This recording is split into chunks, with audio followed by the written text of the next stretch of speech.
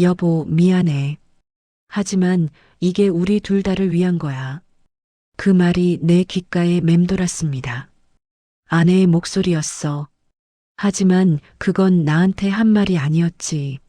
사연 시작하기 전에 구독과 좋아요 눌러주시고 어디서 보고 계신지도 댓글로 남겨주세요. 항상 시청해주시는 모든 분들께 감사드립니다. 3개월 전 퇴근길 아파트 단지 입구에서 이삿짐 트럭이 보였습니다. 802호, 우리 옆집에 세 사람이 이사 온다는 걸 아내한테 들었었죠. 15년을 이 아파트에서 살면서 옆집 사람들이 몇 번 바뀌었는지 모르겠더군요. 엘리베이터 문이 열리는 순간 한 남자와 눈이 마주쳤습니다. 안녕하세요. 오늘 옆집으로 이사 온 강민석이라고 합니다. 훤칠한 키에 단정한 인상. 그는 환하게 웃으며 손을 내밀었습니다. 아, 네. 반갑습니다. 저는 801호에 사는 김태준 씨 맞으시죠? 부동산에서 옆집에 좋은 분이 사신다고 들었습니다. 첫인상은 나쁘지 않았어. 아니, 오히려 호감이었습니다. 예의 바르고 말도 잘하고 뭔가 세련된 느낌이랄까. 현관문을 열자 아내 유나가 저녁 준비를 하고 있었습니다. 여보 왔어요? 오늘 옆집에 이사 왔다던데? 응. 엘리베이터에서 인사했어. 강민석이라고 혼자 사는 것 같더라. 아, 그래요? 나중에 이사 떡이라도 돌리러 가봐야겠네. 그때까지만 해도 평범한 일상이었습니다. 15년 결혼 생활. 크게 특별할 것도 문제될 것도 없는 우리 부부. 나는 회사에서 성실하게 일했고 아내는 집안일을 꾸렸죠. 자식은 없었지만 그게 오히려 우리 둘만의 편안함을 만들어줬다고 생각했습니다. 행복하다고 물으면 그렇다고 답할 수 있을 만큼 우리는 평온했어. 일주일 후 주말이었습니다. 여보, 옆집에 떡 좀 돌리고 올게요. 아내가 정갈하게 포장한 떡 한 상자를 들고 나갔습니다. 나는 거실 소파에서 TV를 보고 있었죠. 30분쯤 지났을까? 아내가 돌아왔는데 표정이 밝았습니다. 옆집 분 되게 좋은 사람이더라. 예의도 바르고 직장도 괜찮은데 다니신대. 그래, 뭐 하시는데? IT 쪽 회사 다니신대요. 혼자 사시는데 집안 정리도 깔끔하고 별로 신경 쓸 일이 아니었어. 그냥 좋은 이웃이 생긴 거겠거니 했습니다. 그 후로 민석은 자연스럽게 우리 일상에 스며들기 시작했습니다. 주말에 마주치면 가벼운 인사를 나누고 가끔 택배를 대신 받아주고 한두 번은 같이 저녁 식사도 했죠. 태준 형, 요즘 회사 일이 많으시죠? 저도 요새 야근이 많아서 힘들어요. 그러게. 요즘 경기가 안 좋아서 다들 빡세게 굴리더라고. 형수님, 이거 제가 출장 갔다가 사온 건데 맛있다고 해서요. 민석은 늘 이런 식이었습니다. 적당한 거리를 유지하면서도 친근하게. 아내도 그를 편하게 대했고 나 역시 마찬가지였습니다. 이웃사촌이라고 이런 게 나쁘지 않다고 생각했어. 그런데 그날이었습니다. 한 달쯤 지난 어느 저녁, 회식이 일찍 끝나서 평소보다 30분 정도 일찍 집에 들어가는 길이었습니다. 아파트 상가에 있는 카페 앞을 지나가는데 익숙한 웃음소리가 들렸습니다. 아내 목소리였어. 본능적으로 고개를 돌렸습니다. 유리창 너머로 보이는 카페 안. 아내가 누군가와 마주 앉아 웃고 있었습니다. 민석이었어. 두 사람은 서로를 바라보며 뭔가 이야기를 나누고 있었습니다. 웃음소리가 유리창을 뚫고 새어나올 정도로 즐거워 보였죠. 우연히 마주쳤나? 그렇게 생각하려 했습니다. 하지만 뭔가 이상했어. 아내의 표정이, 자세가, 민석을 바라보는 눈빛이 내가 아는 그 평범한 일상의 모습이 아니었습니다. 순간 가슴 한구석이 무너지는 느낌. 나는 그 자리에 멈춰 서서 한참을 두 사람을 바라봤습니다. 민석이 아내의 손등을 가볍게 건드렸고 아내는 피하지 않았습니다. 아니야. 그냥 친한 이웃끼리 차 마시는 거겠지. 내가 예민한 거야. 그렇게 스스로를 다독이며 발걸음을 옮겼습니다.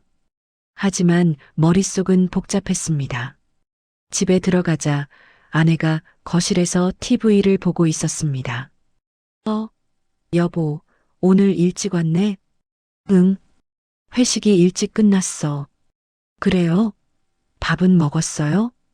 응, 먹었어. 평소와 다를 바 없는 대화. 평소와 다를 바 없는 아내의 미소. 하지만 그날따라 그 미소가 낯설게 느껴졌습니다. 여보는 저녁 먹었어? 네, 집에서 간단하게 먹었어요. 거짓말은 아니겠지. 카페에서 차만 마셨을 테니까. 하지만 왜 말을 안 하는 거지?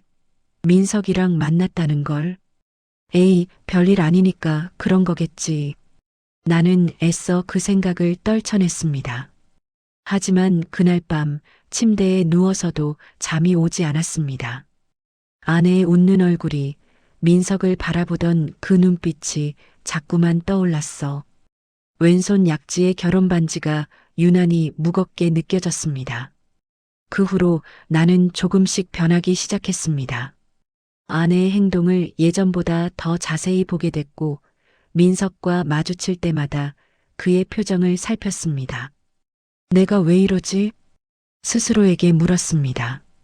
15년을 함께한 아내를 의심한다는 게 나 자신이 한심하게 느껴졌어.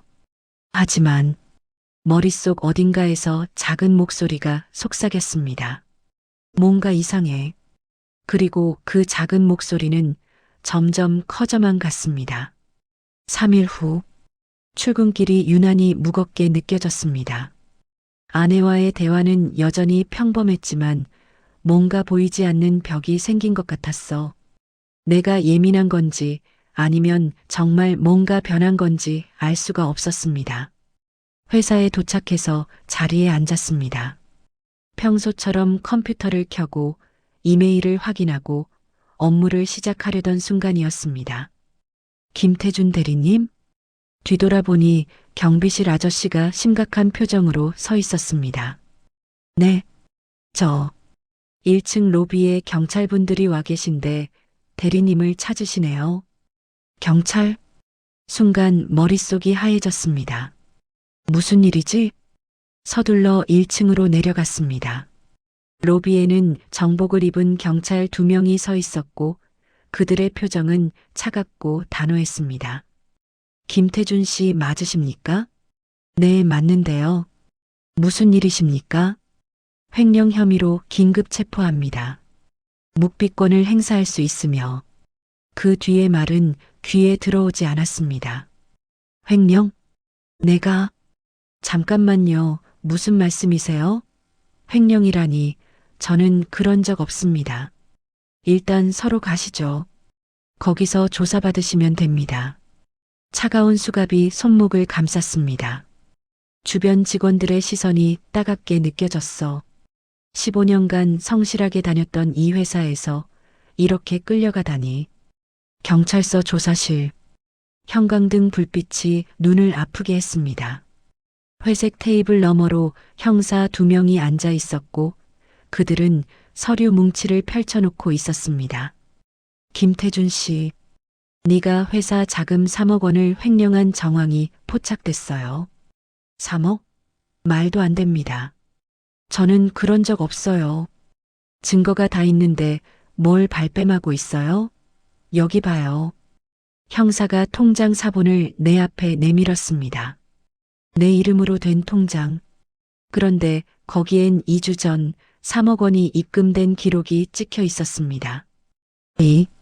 이게 뭡니까? 저 이런 통장 만든 적 없습니다. 본인 명의로 개설된 통장이에요. 인감날인도 되어 있고 그럴 리가 없어요. 누가 제 명의를 도용한 겁니다. 그럼 당신 도장은 어디 있어요? 순간 숨이 막혔습니다. 도장? 한 달 전쯤 집에서 도장이 안 보여서 찾았던 기억이 났어. 그때 아내한테 물어봤었는데 아내는 모른다고 했습니다. 설마 도장을 잃어버렸습니다. 한 달 전쯤에요. 아, 그걸 지금 와서 잃어버렸다고? 김 씨, 솔직하게 말하는 게 나아요. 어차피 증거는 다 있으니까. 정말입니다. 저는 횡령 같은 거 한 적 없어요. 하지만 형사들의 눈빛은 차가웠습니다. 그들은 이미 결론을 내린 것 같았어. 유치장, 차가운 철창 안, 좁은 공간에 다른 사람 색과 함께 갇혔습니다. 나는 구석에 웅크린 채 멍하니 앉아 있었습니다. 이게 현실인가? 꿈이라면 깨어났으면 좋겠다고 생각했어. 하지만 차가운 바닥의 감촉, 코를 찌르는 소독약 냄새, 멀리서 들리는 누군가의 신음소리. 모든 게 생생한 현실이었습니다. 대체 누가, 왜, 머릿속으로 지난 한 달을 되짚어 봤습니다. 도장이 사라진 시점, 그리고 그 이후로 일어난 일들. 아내와 민석이 카페에서 만났던 그날. 퍼즐 조각들이 하나씩 맞춰지기 시작했어. 설마 아내가? 아니야. 15년을 함께한 사람이 그럴 리가 없어. 하지만 뇌리를 스치는 작은 기억들. 최근 몇 달간 아내가 핸드폰을 유난히 자주 보던 모습. 화장실에 갈 때도 핸드폰을 꼭 챙기던 것. 늦은 밤 거실에서 누군가와 통화하던 낮은 목소리. 그냥 우연이겠지라고 넘겼던 그 모든 것들이 지금은 전혀 다른 의미로 다가왔습니다. 그때였습니다. 유치장 밖에서 교도관이 내 이름을 불렀습니다. 김태준, 접견, 누가 왔을까? 혹시 아내가? 나는 서둘러 일어나 접견실로 향했습니다. 유리창 너머 의자에 앉아 있는 사람을 보는 순간 가슴이 철렁 내려앉았습니다. 아내 유나였습니다. 하지만 그녀의 표정은 내가 기대했던 것과 달랐어. 걱정이나 슬픔 대신 뭔가 굳어있는 표정이었습니다. 유나야, 여보, 나 정말 안 했어. 이거 누군가 날 함정에 빠뜨린 거야. 네가 날 믿어줘야 해. 아내는 잠시 침묵했습니다. 그러다 천천히 입을 열었습니다. 여보, 통장이 당신 명의로 나왔다던데요. 그건 누가 내 도장을 훔쳐서 만든 거야. 기억나? 한 달 전에 도장 없어졌잖아. 그게 경찰 말로는 회사 내부 전산 기록도 당신 아이디로 조작됐다던데요. 그것도 누군가 내 비밀번호를 알아낸 거야. 목소리가 커졌습니다. 왜 아내는 날 의심하는 눈으로 보는 거지? 15년을 함께 산 사람이 왜? 유나야, 제발 믿어줘. 나 진짜 안 했어. 아내의 눈빛이 흔들렸습니다. 하지만 그 흔들림은 걱정이 아니라 뭔가 다른 감정 같았어. 일단 변호사 선임해야 할 것 같아요. 돈이 좀 필요할 텐데. 응, 그래. 우리 예금 있잖아. 그걸로. 그게 지금 당장은 좀 어려울 것 같아요. 집 대출금도 있고. 순간 이상한 느낌이 들었습니다. 무슨 소리야? 우리 예금 5천만 원 있잖아. 대출은 2천만 원밖에 안 남았고. 그게 최근에 생활비가 많이 들어서요. 거짓말이었어. 아내의 눈동자가 미세하게 떨렸습니다. 15년을 같이 살아서 알아요. 저 눈빛은 거짓말할 때 나오는 거야. 유나야, 지금 나한테 거짓말하는 거야? 아니에요. 제가 왜 거짓말을. 돈 어디 갔어? 침묵. 그리고 아내는 고개를 돌렸습니다. 일단 제가 알아볼게요. 저 먼저 갈게요. 유나야, 잠깐.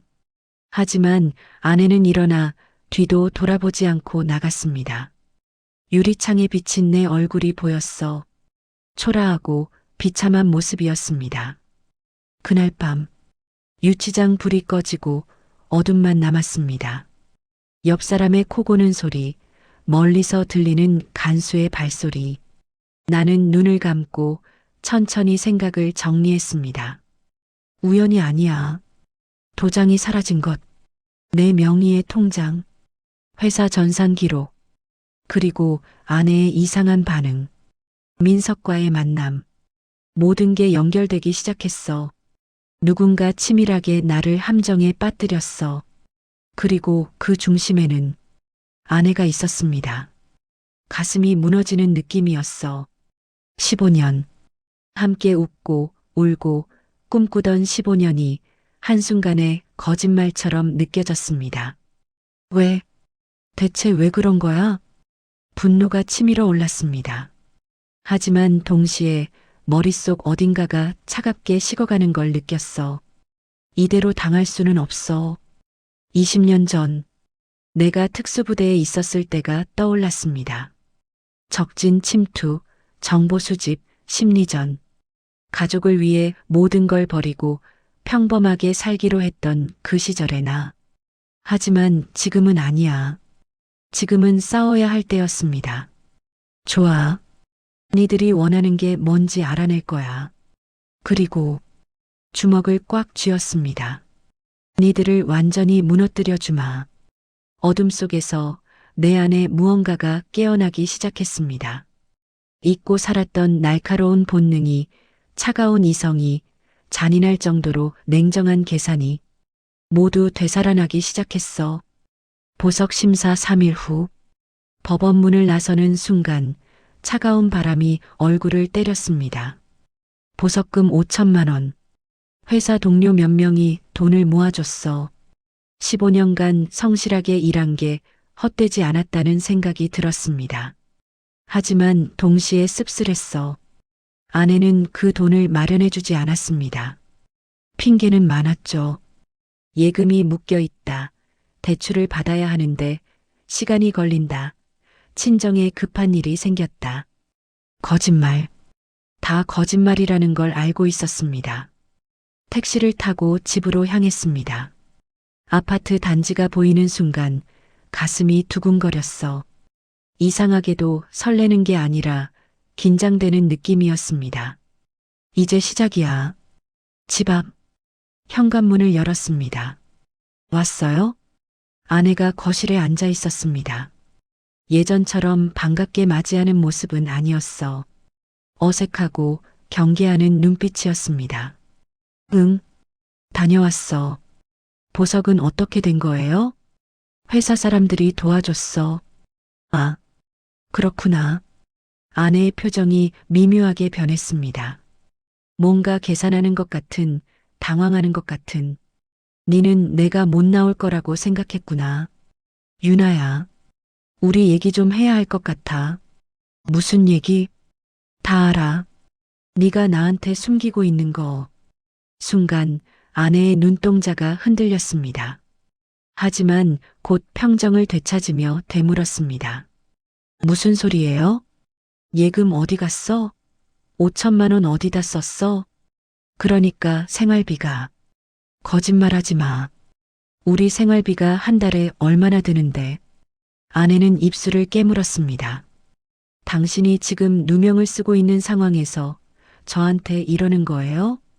누명이 맞으니까 이러는 거야. 그리고 난 네가 뭘 하고 있는지 알고 싶어. 저는 아무것도 안 했어요. 목소리가 높아졌습니다. 그리고 아내는 방으로 들어가 문을 닫아버렸어. 또 자물쇠 잠기는 소리가 들렸습니다. 침실 문에 자물쇠가 생긴 건 언제부터였을까? 좋아. 이렇게 나오는 거지. 나는 거실 소파에 앉아 천천히 숨을 고르며 생각했습니다. 계획을 세워야 해. 20년 전 특수부대에서 배웠던 것들이 하나씩 떠올랐어. 적을 제압하기 위해서는 먼저 정보가 필요하다. 움직임을 파악하고 약점을 찾고 결정적인 순간을 기다린다. 천천히. 조급하게 굴면 안 돼. 다음 날 아침, 아내는 일찍 나갔습니다. 친구 만난다고 했지만 어디로 가는지는 말하지 않았어. 좋았습니다. 이제 움직일 시간이었어. 나는 서재로 들어가 오래된 서랍을 열었습니다. 그 안에는 20년 전 제대할 때 가져왔던 작은 공구 세트가 들어 있었습니다. 초소형 카메라, 녹음기, 그리고 자물쇠 해정 도구들. 아직도 쓸 수 있을까? 배터리를 확인하니 다행히 작동했습니다. 먼저 침실로 갔습니다. 자물쇠는 간단한 것이었어. 30초도 안 걸려서 열렸습니다. 방 안으로 들어가니 평소와 다름없는 모습이었습니다. 하지만 뭔가 달라 보였어. 화장대 서랍을 열어봤습니다. 화장품, 액세서리, 영수증들. 그리고 그 밑에 두꺼운 봉투 하나가 숨겨져 있었습니다. 봉투를 열어보는 순간 숨이 멎었어. 현금 3천만 원이 가지런히 정리되어 있었습니다. 예금이 없다고 했지? 손이 떨렸습니다. 분노가 치밀어 올랐지만 나는 깊게 숨을 들이마시며 감정을 억눌렀어. 아직 아니야. 더 필요해. 봉투 밑에는 편지 한 장이 있었습니다. 펼쳐보니 민석의 필체였어. 유나, 조금만 더 참아. 곧 다 끝나. 그 사람 재판 끝나면 우리 둘이 다 가질 수 있어. 약속했잖아. 같이 새로 시작하자고. 가슴이 얼어붙는 느낌이었습니다. 15년. 15년이 이런 식으로 끝나는 거구나. 편지를 다시 제자리에 놓고 핸드폰으로 사진을 찍었습니다. 그리고 화장대 뒤편, 눈에 잘 띄지 않는 곳에 초소형 카메라를 설치했어. 오후, 아내가 돌아왔습니다. 다녀왔어요. 응. 친구 만났어? 네. 짧은 대답. 예전 같으면 오늘 뭐 했는지, 친구는 어떻게 지내는지 이야기했을 텐데. 배고프지? 내가 저녁 해줄게. 당신이요? 응. 요즘 내가 너무 집안일을 안 도왔던 것 같아서. 아내는 의아한 표정을 지었지만 거절하지는 않았습니다. 나는 부엌으로 가서 간단하게 식사를 준비했어. 15년간 아내가 해준 요리를 먹으면서 나도 모르게 배웠던 것들이었습니다. 식탁에 마주 앉았습니다. 맛있네요. 그래, 다행이다. 유나야. 네, 내가 무죄를 증명할 거야. 그리고 우리 다시 예전처럼 살자. 아내의 손이 젓가락을 쥔 채 멈췄습니다. 그럴 수 있을까요? 왜 못하겠어? 우리 15년을 같이 살았잖아. 그게 이미 회사에서도 소문이 다 났고 사람들 시선도 그렇고 그런 건 시간이 지나면 잊혀져. 아내는 대답하지 않았습니다. 그저 고개를 숙인 채 밥을 먹었어. 그 모습을 보며 나는 확신했습니다. 니는 이미 날 버렸구나. 네가 원하는 건 내가 영원히 감옥에 있는 거지. 그날 밤 아내가 잠든 후 나는 조용히 일어났습니다. 거실로 나와 노트북을 켰어. 먼저 해야 할 일은 금융거래 내역을 추적하는 것이었습니다. 20년 전 부대에서 정보 분석을 담당했을 때 배웠던 기술들이 하나씩 되살아났어. 내 명의로 개설된 통장, 그 통장으로 돈이 들어온 경로를 역추적했습니다. 회사 계좌에서 빠져나온 돈은 여러 개의 중간 계좌를 거쳐 내 통장으로 흘러들어왔어. 누군가 흔적을 지우려고 복잡하게 만든 거였습니다. 하지만 완벽하지는 않았어. 중간 계좌 중 하나에서 이상한 점을 발견했습니다. 이 계좌 민석 명의잖아. 더 깊이 파고들었습니다. 민석의 계좌는 최근 3개월간 이상하게 많은 돈이 오갔어. 출처를 알 수 없는 입금, 그리고 내 통장으로 흘러간 돈. 이 자식이 중간에서 돈을 빼돌렸구나. 그리고 또 하나. 민석의 계좌에서 정기적으로 빠져나가는 돈이 있었습니다. 매달 200만 원씩 어떤 여자 명의의 계좌로. 이건 또 뭐지? 여자의 이름은 이혜진. 검색해보니 민석의 전 여자친구였습니다. 위자료? 아니면 뭔가 석연치 않았어. 나는 혜진의 연락처를 찾아냈습니다.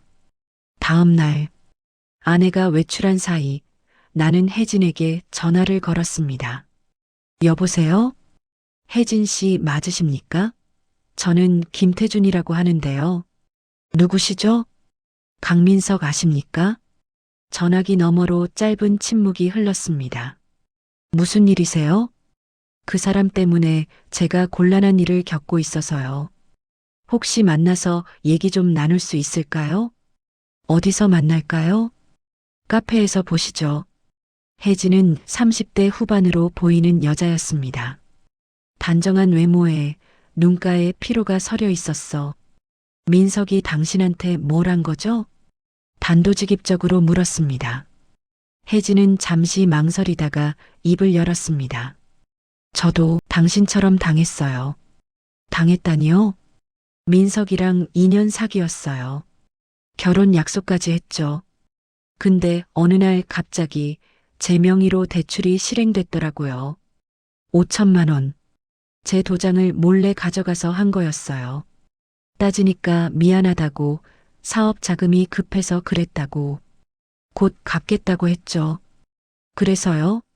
안 갚았어요. 연락도 끊기고 찾아가니까 이사가고 없더라고요. 혜진의 목소리가 떨렸습니다. 경찰에 신고했지만 증거가 부족하다고 하비아의 도장을 빌려줬다고 우길 수 있다나 뭐라나. 결국 저는 그 빚을 지금도 갚고 있어요. 나는 주먹을 꽉 쥐었습니다. 이 자식이 습관적으로 이런 짓을 해왔구나. 그럼 지금 매달 200만 원씩 받는 건 협박했어요. 제가 갖고 있는 증거를 경찰에 제출하겠다고. 그랬더니 매달 조금씩 갚겠대요. 하지만 이것도 언제 끊길지 몰라요. 증거가 있으세요? 네. 민석이 다른 여자들한테도 같은 짓을 했다는 거요. 사진, 문자 내역, 통화 녹음 다 있어요. 혜진은 가방에서 USB를 꺼내 테이블 위에 놓았습니다. 이거 경찰한테 주면 민석을 잡을 수 있지 않을까요? 지금은 안 돼요. 제가 이미 협박죄로 걸릴 수 있거든요. 하지만 혜진이 나를 똑바로 쳐다봤습니다. 김태준 씨, 당신이 민석을 무너뜨릴 수 있다면 이거 드릴게요. 왜요? 저도 복수하고 싶어요. 그 자식이 날 어떻게 만들었는데. 나는 USB를 받아들었습니다. 무겁지 않은 물건이었지만 손에 쥔 무게가 남달랐어. 고맙습니다. 꼭 써먹을게요. 그리고 조심하세요. 네. 민석이랑 같이 있는 여자. 당신 부인이시죠? 어떻게 아셨습니까? 민석 계좌 추적하다가 알았어요. 최근에 당신 부인 명의로 된 계좌로 돈이 몇 번 들어갔더라고요. 혜진은 심각한 표정으로 말을 이었습니다. 그 여자, 민석보다 더 무서운 사람이에요. 무슨 말씀이신지. 민석은 그냥 돈에 눈먼 사기꾼이에요. 근데 그 여자는 달라요. 계획적이고 냉정하고 계산적이죠. 제가 조사해 보니까 이번 일도 그 여자가 주도한 것 같더라고요. 가슴이 철렁 내려앉았습니다. 증거가 있으세요?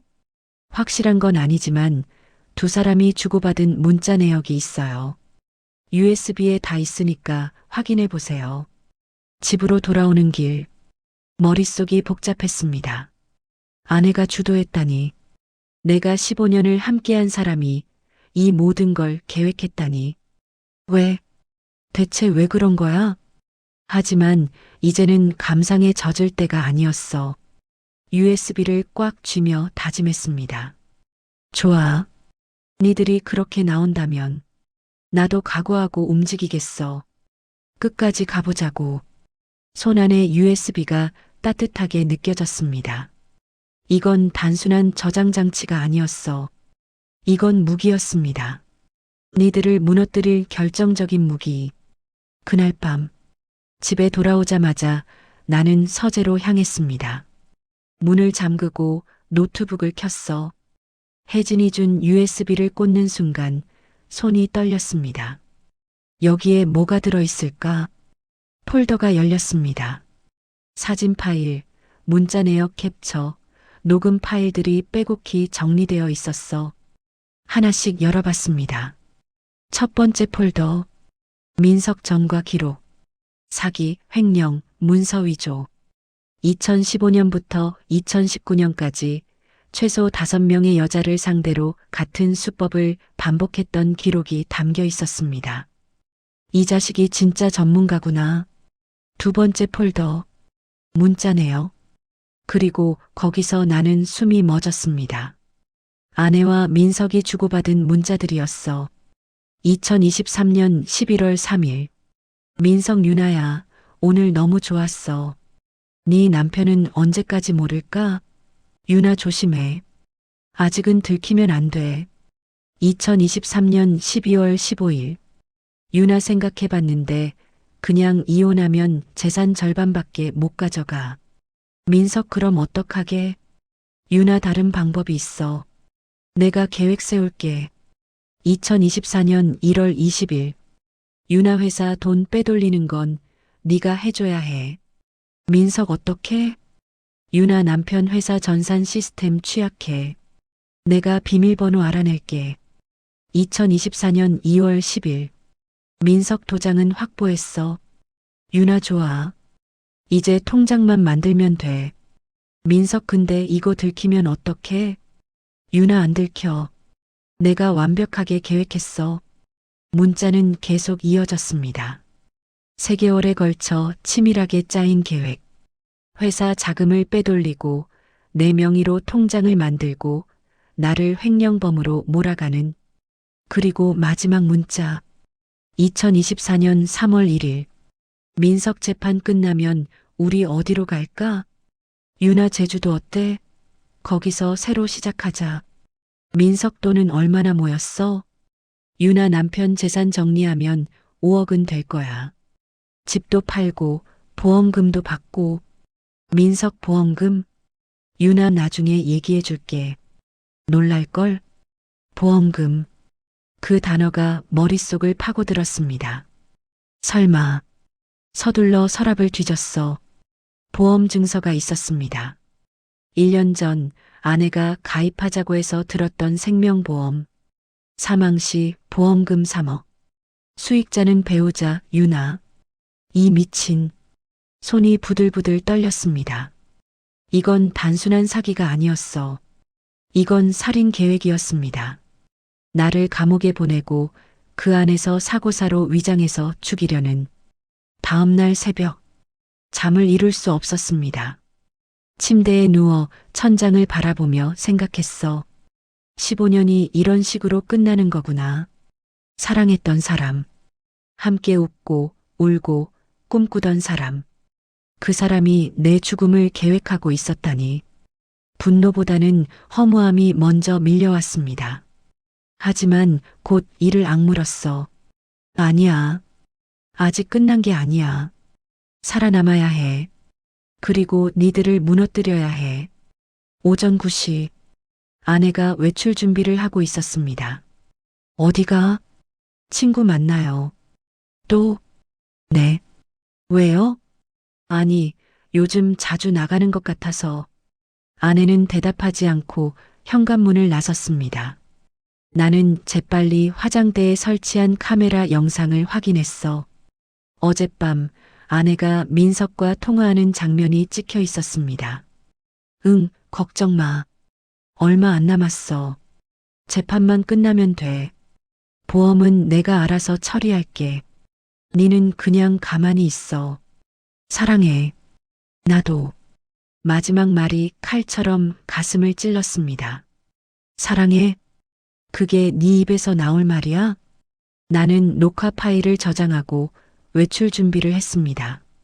오늘은 아내를 미행할 계획이었어. 아파트 지하 주차장. 아내의 차가 출발하는 걸 확인하고 나도 차에 올라탔습니다. 적당한 거리를 유지하며 뒤를 따랐어. 20년 전 부대에서 배웠던 미행 기술이 고스란히 살아났습니다. 아내의 차는 강남 쪽으로 향했습니다. 그리고 한 고급 레스토랑 앞에 멈췄어. 친구를 만난다더니 이런 데서? 나는 멀찍이 차를 세우고 지켜봤습니다. 아내가 내렸고 곧 민석이 나타났습니다. 두 사람은 자연스럽게 손을 잡고 레스토랑 안으로 들어갔어. 보기 좋네. 주먹을 쥐었습니다. 하지만 참아야 했어. 아직은 때가 아니었습니다. 1시간 후, 두 사람이 레스토랑에서 나왔습니다. 그리고 근처 모텔로 향했어. 더 이상 볼 필요가 없었습니다. 나는 차에서 내려 주변을 살폈습니다. 모텔 뒷골목에는 비상계단이 있었어. 여기서 기다리면 되겠군. 이 시간이 지났습니다. 그리고 민석이 먼저 나왔습니다. 혼자였어. 아내는 아직 안에 있는 모양이었습니다. 좋아, 기회야. 나는 민석의 뒤를 따라갔습니다. 그는 근처 커피숍으로 들어갔고 창가 자리에 앉았어. 나도 모자를 깊이 눌러쓰고 커피숍에 들어갔습니다. 민석은 핸드폰을 보며 무언가 통화하고 있었어. 응, 다 끝나가. 재판 날짜 잡혔어? 걱정하지 마. 증거도 완벽하고 변호사도 우리 편이야. 그 돈 이미 빼돌렸어. 유나명의 계좌로. 그럼 유나도 모르는 거지. 나 혼자 다 가지는 거야. 순간 귀가 번쩍 뜨였습니다. 뭐? 유나도 몰라? 민석은 계속 통화했습니다. 바보 같은 여자야. 날 사랑한다고 믿고 있어. 재판 끝나면 유나도 버릴 거야. 귀찮게 왜 데리고 다녀? 그래, 네가 제주도에서 준비해놔. 내가 혼자 갈게. 통화가 끝났습니다. 민석은 비웃는 표정으로 커피를 마셨어. 나는 조용히 자리에서 일어나 커피숍을 나왔습니다. 이 자식이 이중으로 배신을 하고 있었구나. 머릿속이 복잡해졌습니다. 아내도 이용당하고 있었던 거야. 하지만 그게 중요한 게 아니었어. 어차피 둘 다 날 죽이려고 했어. 동정 따윈 필요 없어. 그날 저녁, 집으로 돌아왔습니다. 아내는 이미 와 있었고 저녁 준비를 하고 있었어. 왔어요? 오늘 어디 갔다 왔어요? 응. 그냥 바람 좀 쐬러. 그래요. 저녁 곧 준비될 거예요. 평온한 목소리. 아무 일도 없었던 것처럼 행동하는 아내. 나는 거실에 앉아 그 모습을 바라봤습니다. 니도 이용당하고 있다는 걸 알까? 민석이 니를 버릴 거라는 걸 알까? 그 순간 한 가지 계획이 떠올랐습니다. 그래. 이걸 이용하면 되겠어. 밤 11시. 아내가 잠든 후 나는 조용히 민석에게 문자를 보냈습니다. 익명 계정으로 만든 번호였어. 유나가 당신을 배신할 겁니다. 조심하세요. 증거 있습니다. 그리고 민석과 다른 여자가 통화하는 녹음 파일 일부를 보냈습니다. 5분 후 민석에게서 전화가 왔습니다. 누구야? 대체 누구야? 나는 받지 않았습니다. 대신 다시 문자를 보냈어. 유나는 당신이 제주도에 혼자 가려는 걸 모릅니다. 하지만 곧 알게 될 겁니다. 내일 오후 3시 카페 블루에서 만나요. 증거를 다 보여드리죠. 카페 블루. 아내가 자주 가는 카페였습니다. 그리고 내일 오후 3시는 아내가 친구를 만나기로 한 시간이었어. 재밌겠는데. 나는 냉소를 지으며 핸드폰을 내려놓았습니다. 다음 날 오후 2시 50분. 나는 카페 블루 맞은편 건물에 숨어서 지켜보고 있었습니다. 2시 55분 민석이 나타났습니다.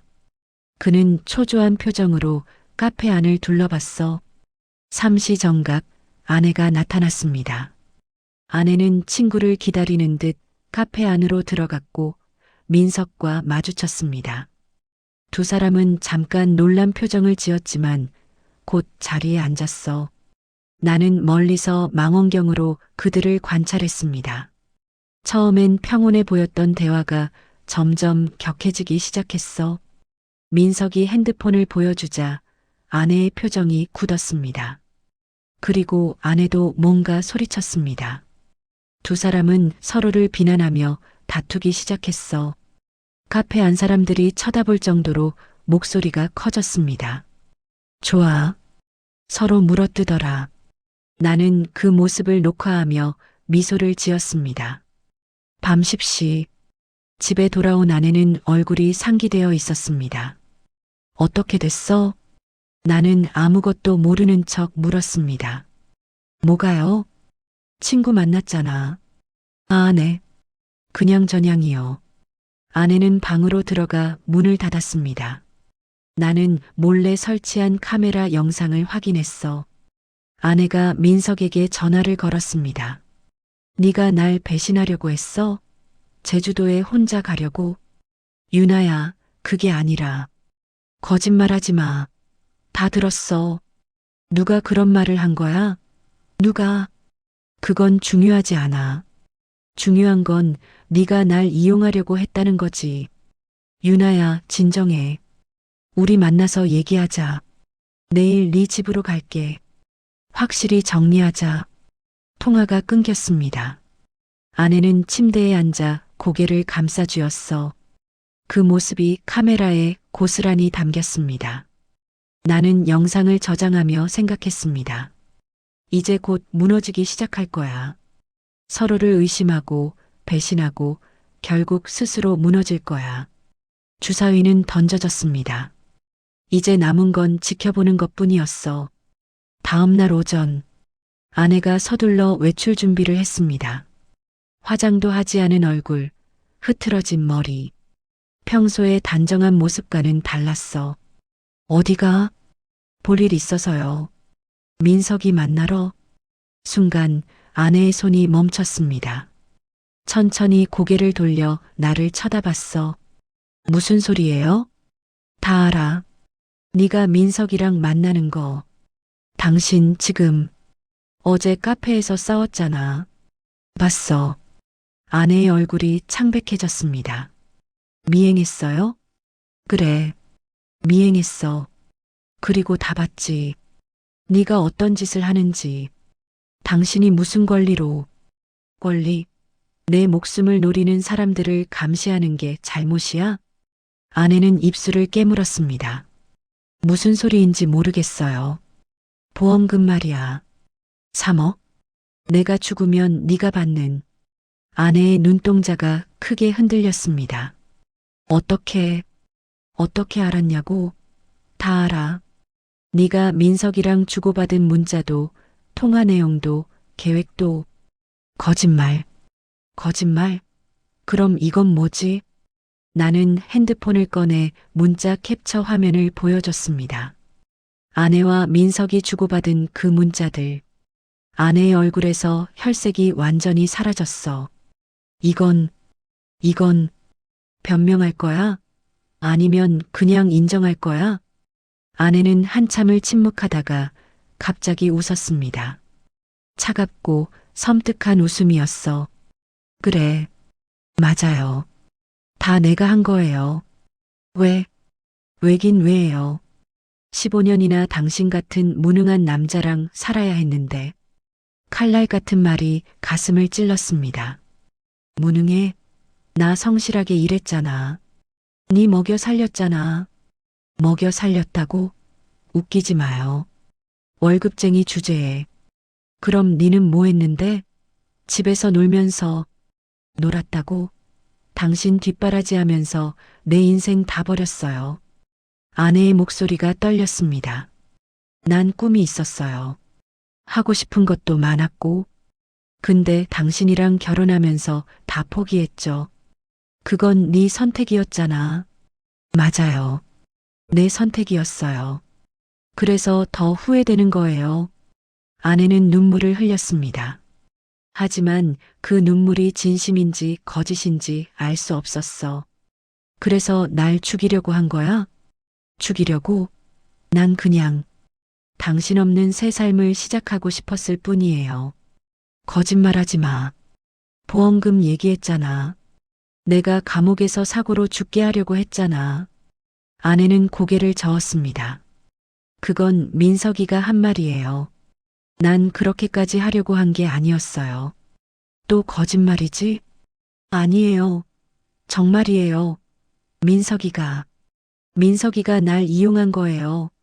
목소리가 절박해졌습니다. 하지만 나는 믿지 않았어. 이용당했다고? 네가 주도한 거면서? 처음엔 그랬어요. 근데 민석이가 점점 이상해졌어요. 제주도에 혼자 가려고 하고, 날 버리려고 하고, 그래서 니도 배신당한 거지. 인과응보야. 나는 냉소를 지었습니다.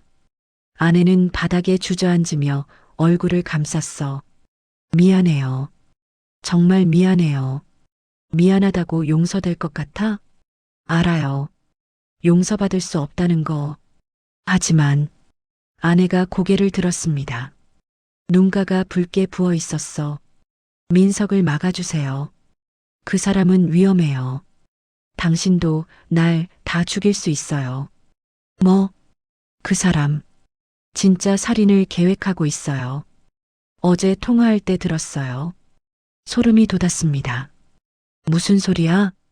당신을 재판 전에 없애버리려고 해요.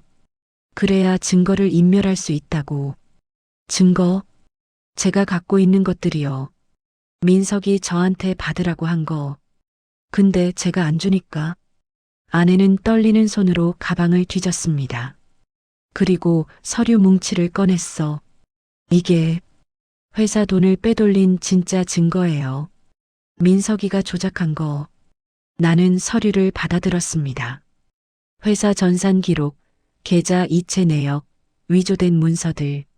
모든 게 치밀하게 계획되어 있었어. 왜 이걸 지금 주는 거야? 살고 싶어서요. 민석이가 날 죽일 것 같아요. 니를 죽여? 네. 어제 통화할 때 협박했어요. 증거 안 주면 네 목숨도 없다고. 아내의 목소리가 떨렸습니다. 제발, 날 좀 지켜주세요. 당신밖에 없어요. 나는 한참을 아내를 바라봤습니다. 15년을 함께 산 사람, 날 죽이려고 했던 사람, 그리고 지금은 내게 도움을 청하는 사람. 믿어야 하나? 아니면 이것도 또 다른 함정인가? 오후 1시, 나는 서재에 앉아 아내가 준 서류를 검토하고 있었습니다. 진짜였어. 민석이 회사 돈을 빼돌린 모든 증거가 여기 있었습니다. 이걸로 무죄를 증명할 수 있어. 하지만 문제는 민석이었습니다. 그가 정말 날 죽이려고 한다면 재판 전에 움직여야 했어. 그때 핸드폰이 울렸습니다. 모르는 번호였어. 여보세요? 김태준 씨죠? 전혜진이에요. 혜진 씨? 무슨 일이세요? 민석이가 이상하게 움직이고 있어요. 어제부터 계속 제 주변을 맴돌고 있어요. 뭐라고요? 제가 갖고 있는 USB 때문인 것 같아요. 민석이가 그걸 찾고 있어요. 지금 어디 계세요? 집에 있는데. 밖에 민석 차가 보여요. 절대 나가지 마세요. 제가 지금 갈게요. 서둘러 주세요. 무서워요. 전화가 끊겼습니다. 나는 서둘러 재킷을 챙겨 입었어. 거실로 나가니 아내가 서 있었습니다. 어디 가요? 혜진 씨 집. 민석이가 위협하고 있대. 같이 갈게요. 왜? 혜진 씨도 제 잘못으로 위험해진 거잖아요. 제가 책임져야죠. 나는 아내를 빤히 쳐다봤습니다. 진심인지 연기인지 알 수 없었어. 하지만 시간이 없었습니다. 좋아. 따라와. 혜진의 집 앞. 도착했을 때 민석의 차는 이미 없었습니다. 불길한 예감이 들었어. 혜진 씨. 초인종을 눌렀지만 대답이 없었습니다. 혜진 씨. 문 열어주세요. 여전히 반응이 없었어. 나는 문고리를 잡았습니다. 잠겨 있지 않았어. 이상해. 천천히 문을 열고 안으로 들어갔습니다. 거실은 어질러져 있었습니다. 소파가 뒤집혀 있고 책들이 바닥에 널려 있었어. 혜진 씨, 안방 문을 열었습니다. 그리고 그 광경을 본 순간 숨이 멎었습니다. 혜진이 바닥에 쓰러져 있었습니다. 머리에서 피가 흘러내리고 있었어. 혜진 씨, 서둘러 다가가 맥박을 확인했습니다. 다행히 살아 있었어. 미약하지만 숨을 쉬고 있었습니다. 119 불러. 아내가 떨리는 손으로 전화를 걸었습니다. 나는 혜진의 머리를 감싸며 말했습니다. 혜진 씨, 정신 차려요. 제가 왔어요. 혜진이 천천히 눈을 떴습니다. 태준 씨, 누가 그랬어요? 민석이요? USB 가져갔어요. 뭐? 민석이 찾아왔어요. 때리고 가방을 뒤졌어요. 젠장, 증거를 빼앗겼습니다. 아니, 잠깐. 나는 재빨리 생각했어. 혜진이 준 USB는 이미 내가 복사해뒀습니다. 원본을 가져갔다고 해도 사본은 안전해.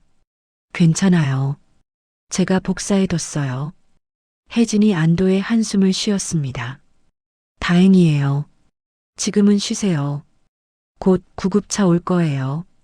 그때 뒤에서 아내의 비명이 들렸습니다. 으악! 돌아보니 민석이 서 있었습니다. 손에는 흉기 같은 게 들려 있었어. 다 들었어. 민석이 냉소를 지었습니다. 사본이 있다고 했지? 그거 내놔. 미친 자식. 입 조심해. 지금 상황이 어떤지 알아? 민석이 흉기를 들어 올렸습니다. 쇠파이프였어. 네 와이프도 여기 있고 혜진도 여기 있고 네 혼자 3명을 다 지킬 수 있을 것 같아? 순간 모든 게 천천히 느껴졌습니다. 20년 전의 기억이 되살아났어. 적과 마주한 순간의 긴장감. 생과 사를 가르는 찰나의 판단.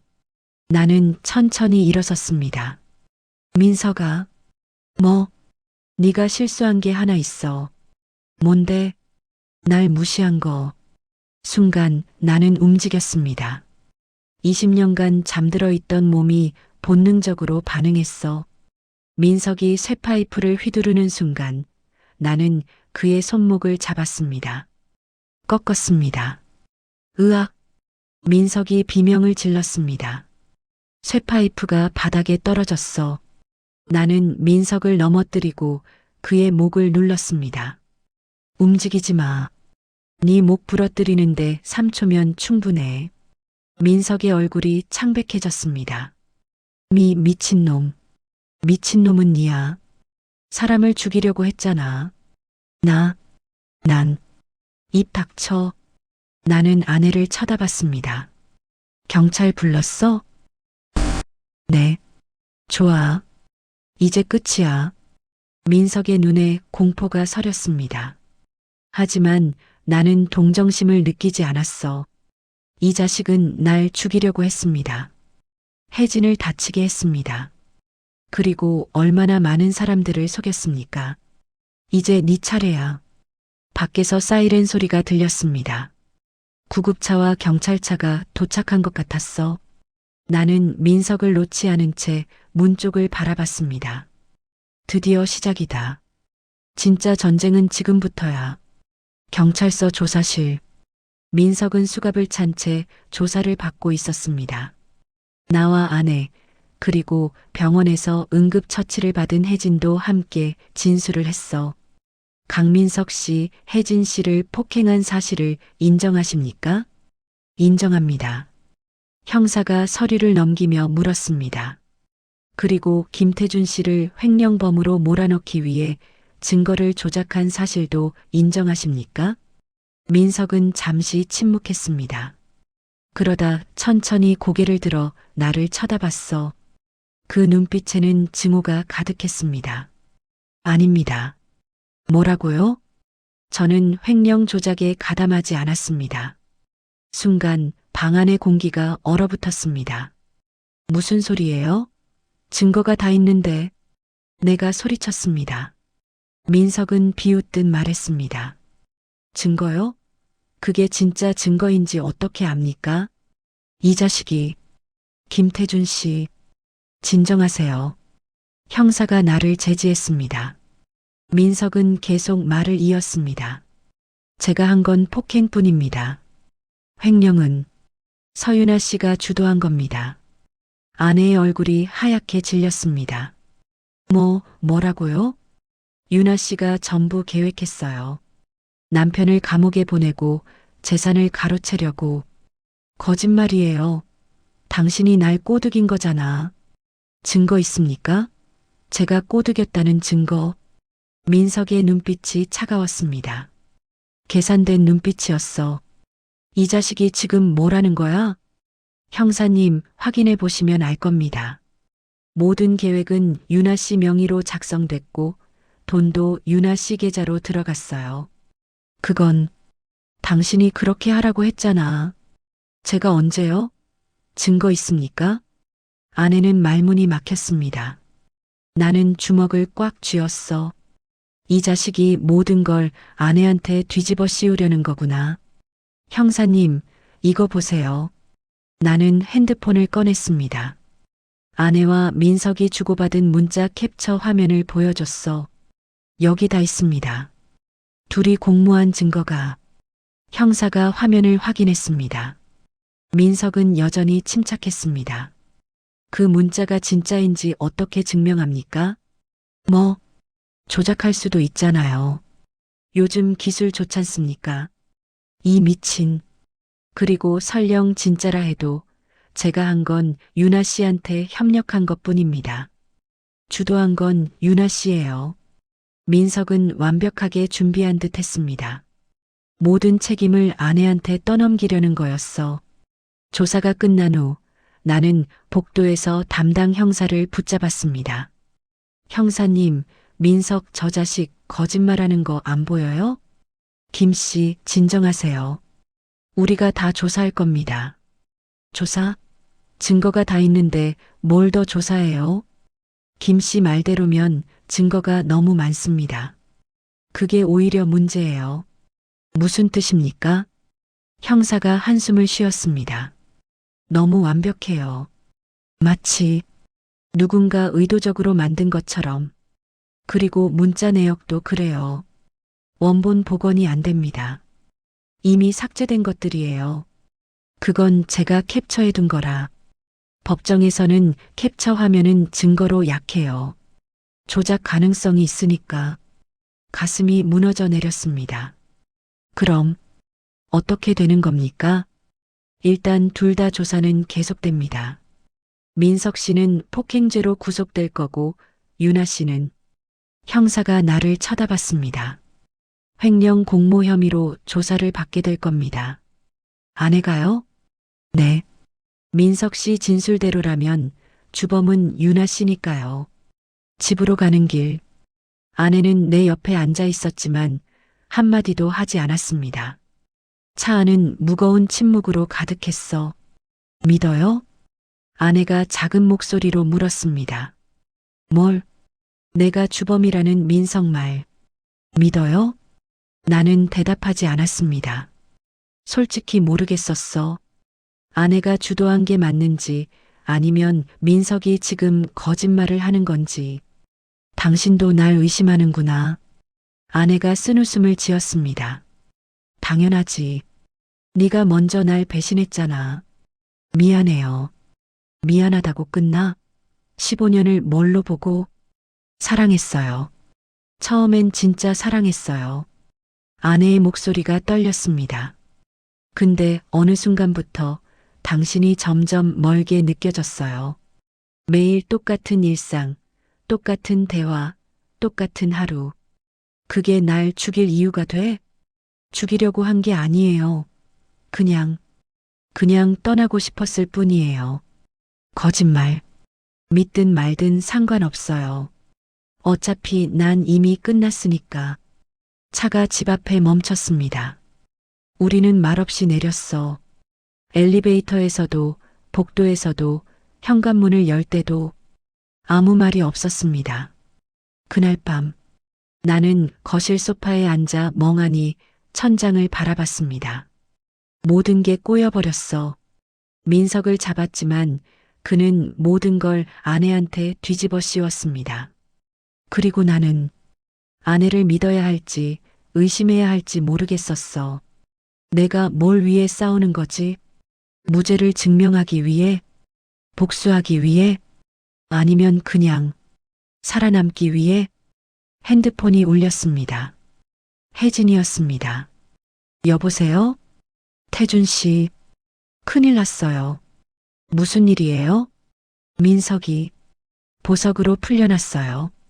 뭐라고요? 폭행죄는 초범이고 증거인멸 우려가 없다고.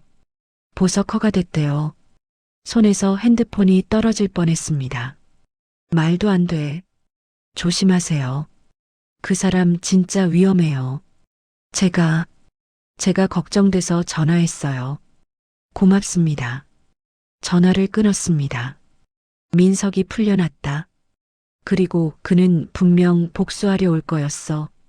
날, 아내를, 혜진을 모두 제거하려고 할 것입니다.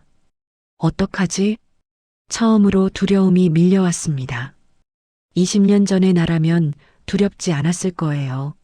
하지만 지금은 달랐어. 지켜야 할 사람이 생겼습니다. 아내가 비록 날 배신했지만 혜진이 날 도와준 사람이 포기할 수 없어. 나는 일어섰습니다.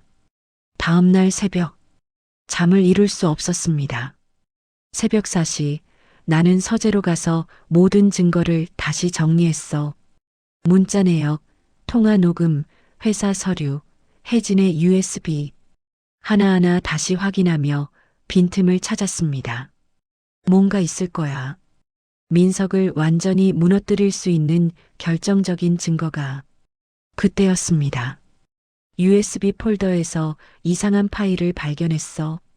변호사 상담 녹음, MP3 열어봤습니다. 민석의 목소리가 흘러나왔습니다. 변호사님, 만약 횡령 사건이 들통나면 어떻게 하죠? 그럴 땐 공범한테 모든 걸 뒤집어 씌우세요. 주범을 바꾸는 겁니다. 그게 가능한가요? 증거만 잘 만들면 가능합니다. 당신은 단순 가담자, 상대방이 주범이라고 주장하세요. 그 방법 괜찮네요. 그리고 가장 중요한 건 먼저 자백하는 겁니다. 먼저 자백하는 사람이 유리해요. 심장이 뛰었습니다. 이거야. 이게 결정적 증거야. 민석은 처음부터 계획했던 겁니다. 들통나면 모든 걸 아내한테 뒤집어 씌우겠다고. 나는 서둘러 파일을 복사했어. 그리고 담당 형사에게 메시지를 보냈습니다. 형사님, 결정적 증거 찾았습니다. 아침에 뵐 수 있을까요? 오전 9시 경찰서. 형사가 녹음 파일을 들었습니다. 표정이 점점 굳어졌어. 이건 대체 민석이 처음부터 계획한 겁니다. 아내한테 모든 걸 뒤집어 씌우려고. 이 녹음은 언제 된 겁니까? 작년 11월이요. 횡령 시작하기 직전입니다. 형사가 고개를 끄덕였습니다. 이거 큰 증거네요. 하지만요. 민석 씨 변호사가 녹음의 진위를 문제 삼을 겁니다. 진위요? 원본인데요. 그걸 증명할 수 있어야죠. 법정에서 나는 한숨을 쉬었습니다.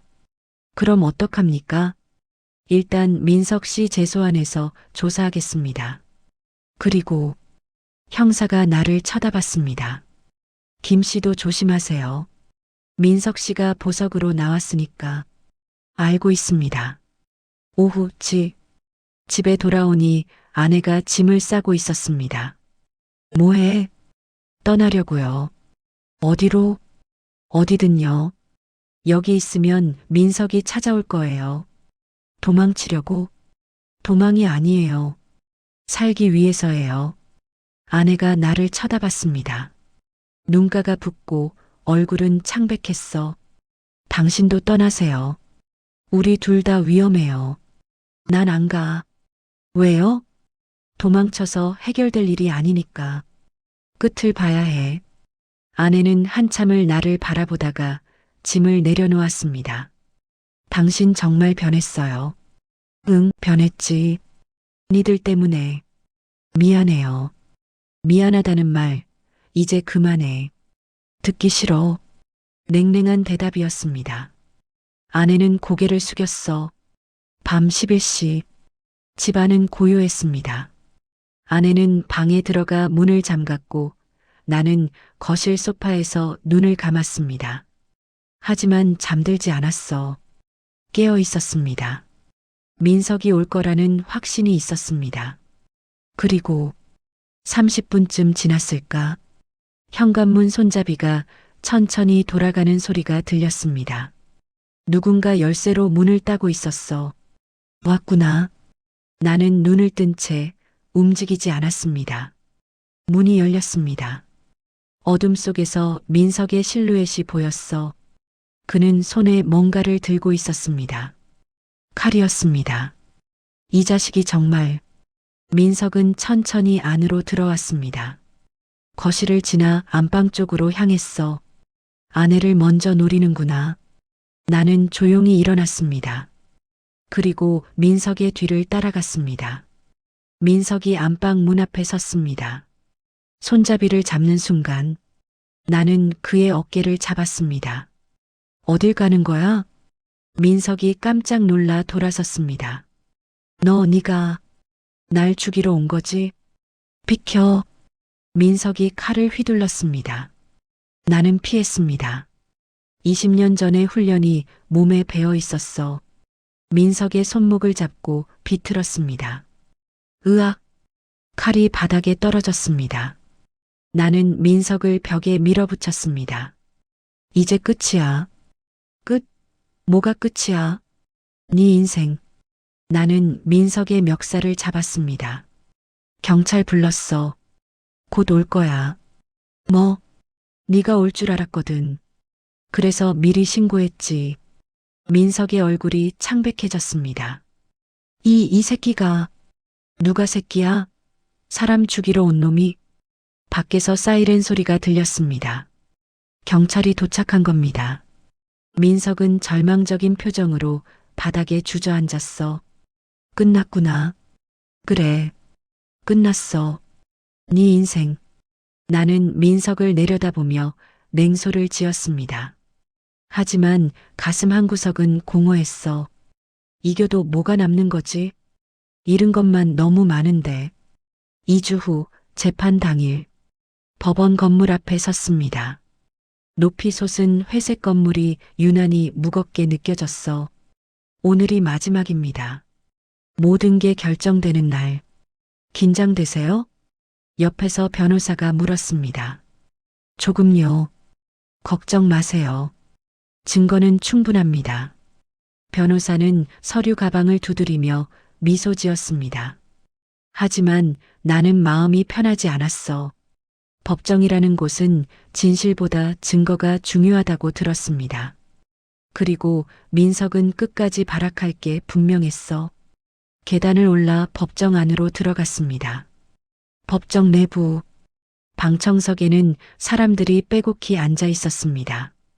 회사 동료들, 혜진, 그리고 아내가 보였습니다. 아내도 피고인 신분이었어. 민석과 함께 횡령 공모 혐의로 기소된 상태였습니다. 우리의 눈이 마주쳤습니다. 아내는 고개를 숙였어. 나는 피고인석에 앉았습니다. 얼마 후 민석이 들어왔습니다. 수갑을 찬 채 형사들에게 이끌려서 그는 나를 쳐다보며 비웃었습니다. 끝까지 저 태도로 나오는구나. 모두 일어서 주십시오. 판사가 입장했습니다. 중년의 남자 판사. 표정이 엄격해 보였어. 앉으십시오. 지금부터 횡령 및 살인 미수 사건 재판을 시작하겠습니다. 심장이 두근거렸습니다. 드디어 시작됐어. 검사의 모두 진술. 존경하는 재판장님, 이번 사건은 단순한 횡령이 아닙니다. 치밀하게 계획된 범죄이며 무고한 사람을 함정에 빠뜨려 인생을 파괴하려 한 악질적인 사건입니다. 검사가 서류를 펼쳤습니다. 피고인 강민석은 피해자 김태준의 도장을 훔쳐 위조 통장을 만들었고 회사 자금 3억 원을 횡령한 뒤 김태준에게 죄를 뒤집어 씌웠습니다. 뿐만 아니라 증거를 확보한 혜진 씨를 폭행했고 김태준의 집에 침입해 살해하려 했습니다. 또한 공범인 서윤아는 남편을 배신하고 이 범죄에 적극 가담했습니다. 검사의 목소리가 법정에 울려 퍼졌습니다.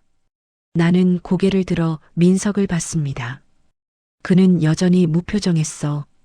민석 변호사의 반박. 재판장님, 검사의 주장은 과장되어 있습니다. 민석의 변호사가 일어섰습니다. 제 의뢰인 강민석은 단순히 서윤아의 요청에 협조했을 뿐입니다. 주범은 서윤아이며 강민석은 그녀에게 이용당한 피해자입니다. 이에 있습니다. 우리 변호사가 벌떡 일어났습니다. 증거를 보시면 알겠지만 강민석은 변호사와 미리 상담하며 공범에게 죄를 뒤집어 씌울 계획을 세웠습니다. 이는 명백한 악의적 범행입니다. 그 녹음 파일의 진위가 확인되지 않았습니다. 진위는 이미 국립과학수사연구원에서 확인됐습니다. 조용히 하십시오. 판사가 망치를 두드렸습니다. 증인 신문으로 넘어가겠습니다. 혜진이 증인석에 섰습니다. 여전히 머리에 붕대를 감고 있었어. 증인 강민석과는 어떤 관계였습니까? 연인 관계였습니다. 그가 당신에게 어떤 일을 했습니까? 혜진의 목소리가 떨렸습니다. 제 도장을 훔쳐서 5천만 원 대출을 받았습니다. 그리고 도망갔어요. 그 외에는 다른 여자들한테도 같은 짓을 했어요. 최소 5명, 모두 사기를 당했습니다. 방청석이 술렁였습니다.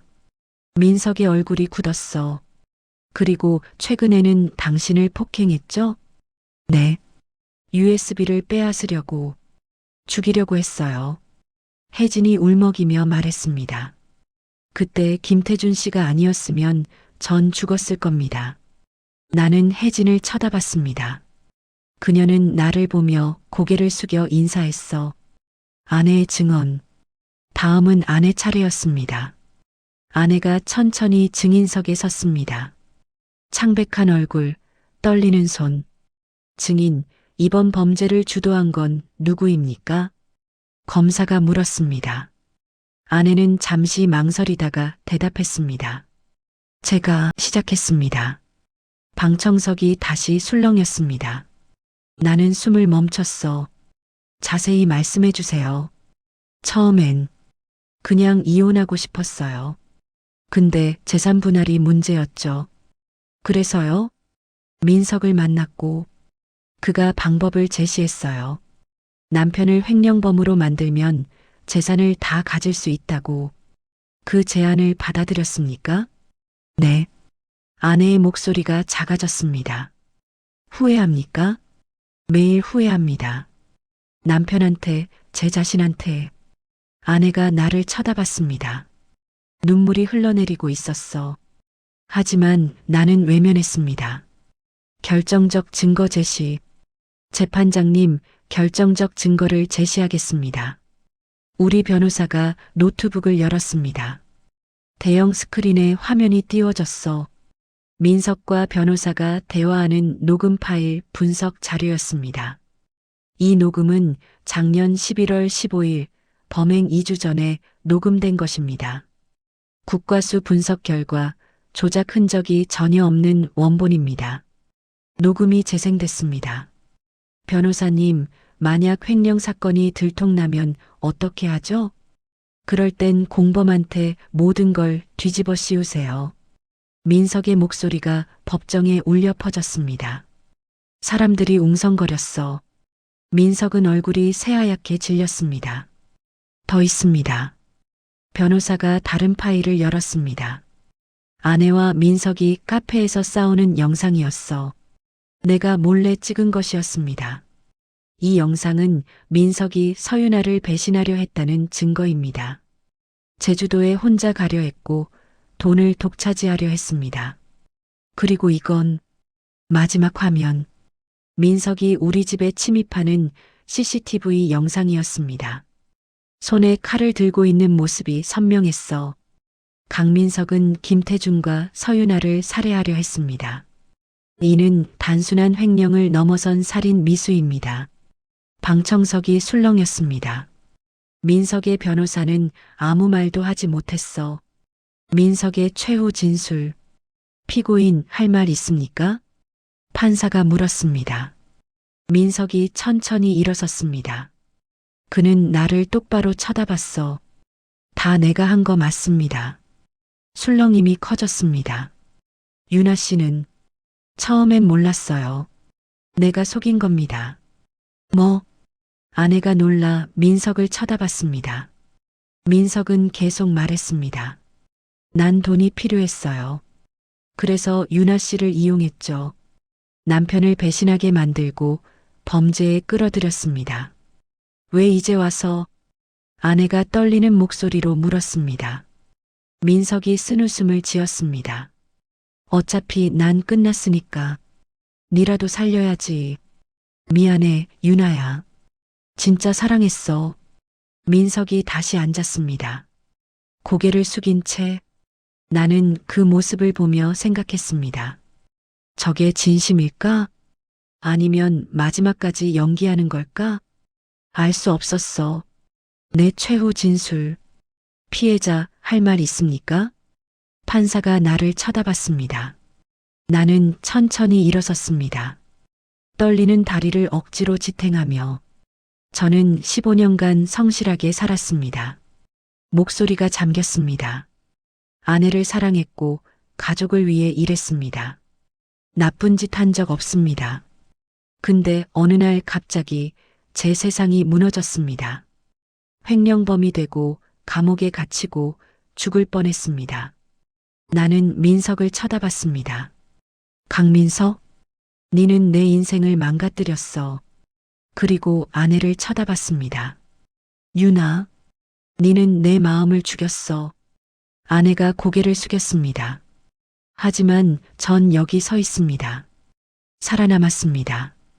그리고 증명했습니다. 제가 무죄라는 걸. 목소리가 떨렸습니다. 재판장님, 부디 정의로운 판결 내려주십시오. 나는 다시 자리에 앉았습니다. 손이 부들부들 떨렸어. 판결. 판사가 서류를 정리하며 입을 열었습니다. 피고인 강민석. 민석이 일어섰습니다. 횡령, 사기, 폭행, 살인 미수. 모든 혐의가 인정됩니다. 징역 12년을 선고합니다. 민석의 다리가 휘청거렸습니다. 피고인 서윤아. 아내가 떨리며 일어섰습니다. 횡령 공모 혐의는 일부만 인정됩니다. 피고인이 주도적이지 않았고 강민석에게 이용당한 정황이 있습니다. 하지만 남편을 배신하고 범죄에 가담한 것은 명백하므로 징역 3년에 집행유예 5년을 선고합니다. 아내가 주저앉았습니다. 그리고 피해자 김태준. 나를 쳐다봤습니다. 무죄를 선고합니다. 그 순간 모든 게 멈춘 것 같았습니다. 나는 무죄였습니다. 방청석에서 박수 소리가 터져 나왔어. 회사 동료들이, 혜진이, 사람들이 환호했습니다. 하지만 나는 웃을 수가 없었습니다. 재판이 끝나고 나는 복도로 나왔습니다. 혜진이 다가왔습니다. 축하해요, 태준 씨. 이겼어요. 고맙습니다. 혜진 씨 덕분입니다. 아니에요. 태준 씨가 포기하지 않았으니까요. 혜진이 미소 지었습니다. 이제 새로 시작할 수 있겠네요. 그래야죠. 나는 고개를 끄덕였습니다. 그때 뒤에서 목소리가 들렸습니다. 여보. 아내였습니다. 나는 천천히 돌아섰어. 아내는 눈물 범벅이 된 얼굴로 서 있었습니다. 미안해요. 정말 미안해요. 용서해달라는 거 아니에요. 그냥 진심으로 미안해요. 나는 한참을 아내를 바라봤습니다. 15년의 추억이 스쳐 지나갔어. 처음 만났을 때, 결혼식 날, 함께 웃던 날들. 하지만 이제는 아무것도 남지 않았습니다. 이혼 서류 내일 보낼게요. 알겠어요. 아내가 고개를 숙였습니다. 행복하세요. 제발. 아내는 돌아서 걸어갔습니다. 점점 멀어지는 그 뒷모습을 보며 나는 왼손에 결혼 반지를 내려다봤습니다. 15년의 무게. 천천히 반지를 빼냈습니다. 그리고 복도 쓰레기통에 버렸습니다. 또 작은 소리와 함께 모든 게 끝났습니다. 6개월 후 계절이 바뀌었습니다. 차가운 겨울이 지나고 봄이 왔어. 나는 새 아파트의 베란다에 서서 밖을 바라봤습니다. 이사 온 지 한 달. 801호가 아닌 전혀 다른 동네의 새 집이었어. 작지만 깨끗했습니다. 무엇보다 과거의 흔적이 없었어. 형님, 커피 나왔습니다. 뒤에서 목소리가 들렸습니다. 회사 후배였어. 재판 후 회사에서 명예회복이 됐고 복직 제안도 받았습니다. 하지만 나는 거절했어. 다시는 그곳으로 돌아가고 싶지 않았습니다. 대신 작은 보안 컨설팅 회사를 차렸습니다. 20년 전의 경험을 살려서 고마워. 커피를 받아들고 한 모금 마셨습니다. 쓰지만 따뜻했어. 사무실에서 일을 하다가 핸드폰이 울렸습니다. 혜진이었습니다. 태준 씨, 오늘 시간 괜찮으세요? 네, 괜찮은데요. 그럼 저녁 같이 하실래요? 잠깐 망설여졌습니다. 혜진과는 재판 후에도 가끔 연락을 주고받았어. 같은 상처를 가진 사람끼리의 유대감 같은 게 있었습니다. 좋아요. 어디서 만날까요? 제가 아는 조용한 식당 있어요. 주소 보낼게요. 알겠습니다. 저녁 식당. 혜진이 먼저 와 있었습니다. 예전보다 훨씬 밝아 보였어. 머리도 단정하게 정리했고 화장도 했습니다. 왔어요? 네. 오래 기다렸어요? 아니요. 저도 방금이에요. 자리에 앉았습니다. 창밖으로 석양이 지고 있었어. 요즘 어떻게 지내세요? 혜진이 물었습니다. 그냥저냥이요. 회사 일 적응하는 중이고. 새 회사 괜찮으세요? 네. 작지만 좋아요. 과거에 얽매이지 않아서. 혜진이 고개를 끄덕였습니다. 저도 요즘 많이 나아졌어요. 다행이네요. 태준 씨 덕분이에요. 그때 도와주지 않았으면. 아니에요. 혜진 씨도 날 많이 도와줬잖아요. 우리는 잠시 침묵했습니다. 편안한 침묵이었어. 태준 씨. 네. 부인 소식 들으셨어요? 가슴 한구석이 찌릿했습니다. 아니요. 이혼 후로는 연락 안 하고 있어요. 그렇구나. 제가 괜한 얘기했네요. 괜찮아요. 사실 궁금하지 않다면 거짓말이었습니다. 아내가 어떻게 살고 있는지, 후회하고 있는지, 아니면 새로운 삶을 시작했는지. 하지만 알고 싶지 않았어. 알면 다시 흔들릴 것 같았습니다. 식사 후 산책. 우리는 식당 근처 공원을 걸었습니다. 가로등 불빛이 따뜻했어. 태준 씨는 용서했어요? 혜진이 조심스럽게 물었습니다. 용서요? 부인이랑 민석을요. 나는 한참을 생각했습니다. 용서, 그게 가능한 걸까? 모르겠어요. 모른다고요? 용서했는지 안 했는지. 그냥, 이제는 별로 안 아파요. 그게 용서 아닐까요? 혜진이 미소 지었습니다. 원망하지 않게 된 거. 그게 용서인 것 같아요. 나는 고개를 끄덕였습니다. 맞는 말 같았어. 분노도 증오도 이제는 많이 희미해졌습니다. 대신 남은 건 공허함이었어. 15년이라는 시간이 사라진 자리에 빈 공간. 태준 씨, 네, 전 태준 씨 좋아해요. 순간 발걸음이 멈췄습니다. 혜진을 쳐다봤습니다. 그녀는 얼굴이 붉어진 채 나를 보고 있었어. 갑자기 이런 말해서 미안해요. 근데 숨기고 싶지 않았어요. 혜진 씨, 대답 안 해주셔도 돼요. 그냥 제 마음을 말하고 싶었어요. 혜진이 고개를 숙였습니다. 나는 한참을 그녀를 바라봤습니다. 솔직히 나도 모르겠었어. 혜진에게 어떤 감정을 갖고 있는지, 동료애인지, 동정심인지, 아니면 그 이상인지. 혜진 씨, 저는 아직 준비가 안 됐어요. 알아요. 누군가를 다시 사랑하는 게 두려워요. 당연하죠. 그렇게 다치셨는데. 혜진이 고개를 들었습니다. 눈가가 촉촉했어. 전 기다릴게요. 태준 씨가 준비될 때까지. 고맙습니다. 우리는 다시 걸었습니다. 말없이. 하지만 이상하게 마음이 따뜻했습니다. 며칠 후 교도소 앞. 나는 교도소 앞에 서 있었습니다. 왜 왔는지 나도 잘 모르겠었어.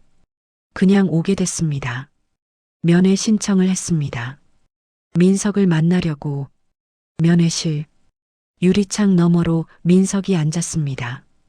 죄수복을 입은 그는 많이 야위어 보였어. 왜 왔어? 민석이 물었습니다. 목소리에 힘이 없었어. 네가 궁금해서. 뭐가? 왜 그런 짓을 했는지. 민석은 한참을 침묵하다가 말했습니다. 돈 때문이야. 돈? 난 가난하게 자랐어. 항상 남들이 가진 걸 부러워했지.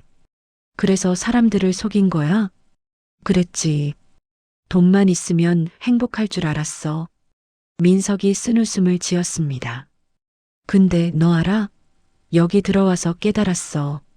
뭘? 돈은 아무것도 아니더라. 진짜 중요한 건 민석이 나를 쳐다봤습니다. 너처럼 성실하게 사는 거였어. 사람들한테 믿음을 주는 거. 이제 와서 그걸 깨달아? 늦었지. 나도 알아. 침묵이 흘렀습니다. 태준아. 뭐?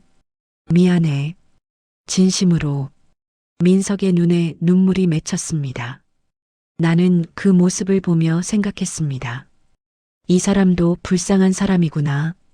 잘못된 길을 선택했고, 이제는 돌이킬 수 없는 사람. 잘 살아. 여기서. 나는 일어섰습니다. 태준아, 잠깐만. 할 말 없어. 이제 다신 안 올 거야. 알았어. 너도 행복해. 나는 돌아서 걸었습니다. 뒤를 돌아보지 않고 집으로 가는 길, 버스를 타고 창밖을 봤습니다. 거리는 사람들로 가득했어. 저마다의 인생을 살아가는 사람들. 그 중에는 행복한 사람도 불행한 사람도 있겠죠. 나는 어떤 사람일까? 행복하진 않아. 하지만 불행하지도 않아. 그저 살아가는 중이었습니다. 하루하루를. 핸드폰이 울렸습니다. 혜진이었습니다. 태준 씨, 주말에 시간 있으세요? 같이 등산 갈래요? 나는 미소 지었습니다. 좋아요. 어디로 갈까요? 북한산 어때요? 날씨도 좋고. 그럽시다. 통화를 끊었습니다. 창밖을 다시 봤습니다.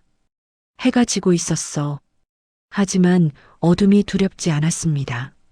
내일은 또 해가 뜰 테니까. 6개월 후, 나는 북한산 정상에 서 있었습니다. 옆에는 혜진이 있었어. 우리는 손을 잡고 있었습니다. 경치 좋다. 혜진이 말했습니다. 그러네요. 아래로 서울이 한눈에 보였습니다. 저 많은 사람들이 살아가는 도시, 저 어딘가에는 아내도 있겠죠. 새로운 삶을 살고 있을까? 아니면 아직도 후회하고 있을까? 모르겠어. 그리고 이제는 상관없어. 태준 씨, 네, 행복해요? 혜진이 물었습니다. 나는 그녀를 쳐다봤습니다. 맑은 눈동자, 진심 어린 미소. 글쎄요, 완전히 행복하진 않아요. 그럼 불행해요? 그것도 아니에요. 나는 다시 경치를 봤습니다. 그냥 살아있어요. 그걸로 충분한 것 같아요. 혜진이 내 손을 꽉 잡았습니다. 전 충분하지 않아요. 네. 태준 씨가 완전히 행복해질 때까지 전 옆에 있을 거예요. 나는 혜진을 쳐다봤습니다. 그리고 처음으로 웃었습니다. 진심으로. 고마워요. 뭐가요? 곁에 있어줘서.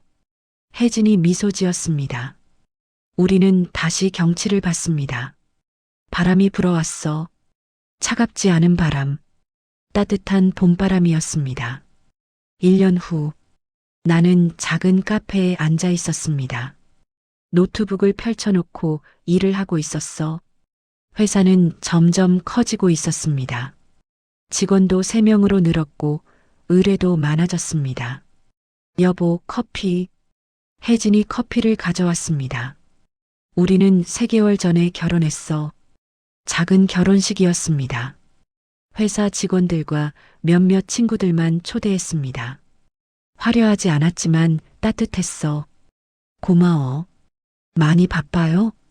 조금. 이번 주 마감이 있어서. 너무 무리하지 말아요. 혜진이 내 어깨를 주물러줬습니다. 알았어. 나는 혜진의 손을 잡았습니다. 왼손 약지에는 새 결혼 반지가 있었어. 15년 전에 그것과는 다른 반지. 가볍고 단순한 디자인이었습니다. 하지만 무게는 전혀 다르지 않았어. 약속의 무게는 똑같았습니다. 혜진아. 네. 행복해? 당연하죠. 혜진이 환하게 웃었습니다. 태준 씨는요? 나는 잠시 생각했습니다. 행복한가? 완전히 행복한가? 과거의 상처는 다 아물었나? 아직도 가끔 꿈을 꿔요. 무슨 꿈이요? 유나랑 민석이 나오는 꿈. 그때로 돌아가는 꿈. 혜진의 표정이 어두워졌습니다. 그럴 때는 어떻게 해요? 네 얼굴을 떠올려요. 그럼 괜찮아져요. 혜진이 내 손을 꽉 잡았습니다. 전 평생 옆에 있을 거예요. 악몽이 찾아올 때마다 제가 깨워줄게요. 고마워. 우리는 서로를 바라보며 미소 지었습니다. 그날 밤, 나는 혼자 베란다에 나와 하늘을 봤습니다. 별이 빛나고 있었어. 핸드폰에 문자 하나가 왔습니다. 모르는 번호였어.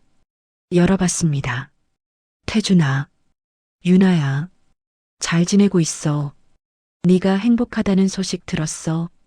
정말 다행이야. 난 아직도 후회하며 살고 있지만 너만큼은 행복했으면 좋겠어. 미안해. 그리고 고마워. 15년간 날 사랑해줘서. 부디 건강하고 행복해. 문자를 읽고 나니 눈시울이 뜨거워졌습니다. 하지만 눈물은 나오지 않았어. 나는 문자를 삭제했습니다. 그리고 핸드폰을 주머니에 넣었습니다. 안녕, 유나. 너도 행복해. 하지만 다신 만나지 말자. 베란다 문을 닫고 안으로 들어갔습니다. 혜진이 소파에 앉아 TV를 보고 있었어. 여보, 추워요. 들어와요. 응, 갈게. 나는 혜진 옆에 앉았습니다. 그녀가 내 어깨에 머리를 기댔어. 따뜻했습니다. TV에서는 드라마가 나오고 있었습니다. 누군가의 이야기. 우리와는 다른 이야기. 하지만 어딘가 비슷한 이야기. 여보. 응? 사랑해요. 혜진이 말했습니다. 나는 그녀를 꼭 안았습니다. 나도 사랑해. 그리고 생각했습니다. 난 파괴됐었어. 완전히 무너졌었어. 하지만 다시 일어섰어. 그리고 이제 다시 행복해질 수 있어. 창밖으로 달이 떠올랐습니다. 차갑지만 아름다운 달빛. 그 빛이 우리 집을 비췄습니다. 모든 어둠을 밝히듯 민석은 교도소에서 12년형을 살고 있습니다. 유나는 작은 카페를 운영하며 혼자 살고 있습니다. 태중과 혜진은 함께 행복한 삶을 만들어가고 있습니다. 상처는 아물었지만 흉터는 남았습니다. 하지만 그 흉터마저도 이제는 삶의 일부입니다. 살아남았다는 증거입니다. 그리고 다시 시작할 수 있다는 희망입니다. 오늘의 이야기가 마음에 남았다면 댓글로 여러분의 의견을 남겨주세요. 다음 사연에서 또 만나요.